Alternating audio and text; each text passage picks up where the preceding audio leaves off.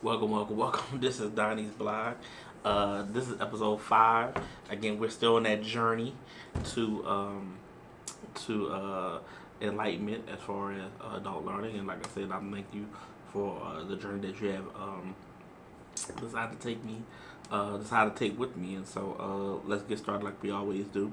And so today we're going to focus on diversity, equity, and inclusion, and belonging and adult learning. I think that that's very interesting. I think the climate we are now, and kind of sets the stage for companies and organizations to be purposeful in training people within diversity and inclusion and belonging and the different aspects of it. I think that what we have to realize that people want to be heard, people want to be felt while they work, and so everybody wants to feel a part of something. They want to feel like, hey, I belong. Like that belonging piece, I belong here. I'm respected for my race, my sex, my gender, whatever they may be. And so I think it's very, very important when we talk about adult learning and we're talking about, diversity and inclusion, is that we make sure that we're very purposeful.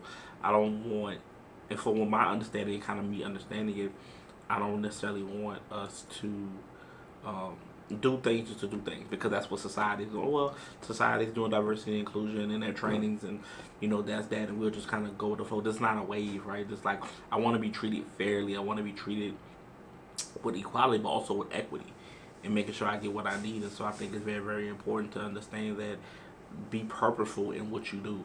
Diversity and inclusion should be very purposeful. What are we doing this for? What are we trying to achieve? And so I know for myself, that's definitely something I look forward to working in adult learning. And my mentor, she actually, that's kind of what she does for her organization. And so I definitely like just seeing it and seeing people being purposeful and making sure that people are being heard and also people are being shown, in everything they do, right? So just like if you were or over an organization and you wanted them to, you want to buy a certain product, I wouldn't mind being purposeful. Say, hey, where are the minority artists? Where are the women ownership companies that we try to buy this product, we try to buy this resource or whatever, you know, and also making people understand it and know that this is kind of where we're going. So being very purposeful in your trains to make sure they say, hey, these are the things we're doing, these are the things that we want to go. And so, to me, I think that it's more imperative than anything, and to make sure that just making sure that we all understand how, diversity and inclusion, how that plays a part in the workplace.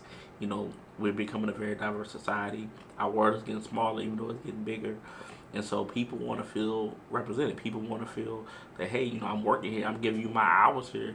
I need to be respected. I need to be, you know, represented. And so I feel like it's very, very interesting talking in class to my classmates about that. And because we're a very diverse group, we got people from different, different areas of the United States, and even Dr. Malika, she's not from the United States, and so just getting her perspective on everything about it is very, very important. And so I think that it's very helpful to understand, and just be, and me being just a black male, there's some things that I want to be able to understand and know about other cultures because I know I'm going to be interacting with them, whether in the workforce, on different projects, teaming up with them, or just trying to help them learn better as adult learners. And so I think that's very important to understand it.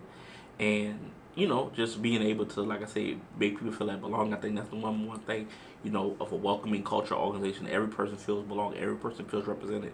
Even if it's like, I know HP has like little Hewlett Packard. They have like little groups within their organization. For LGBTQ community, or the black, the black community that they're working on, the women community that they had that. And that's not necessarily saying that you're trying to divide, but it's also saying that, hey, we respect all these cultures and we're all these viewpoints. So definitely want to give people a medium and a platform to be able to kind of connect with people similar like that, as a workforce, but at the same time come together because we under this overall umbrella. And so I definitely look forward to seeing you know that grow. I know in some companies, because a lot of the things like that, with like Lives Matter movement, and Black Lives Matter, and all the other things have kind of, like I say, calmed down, but not as prevalent, as big on social media and news and things like that. But I really, really hope that people still take consideration and think about those things. And I think that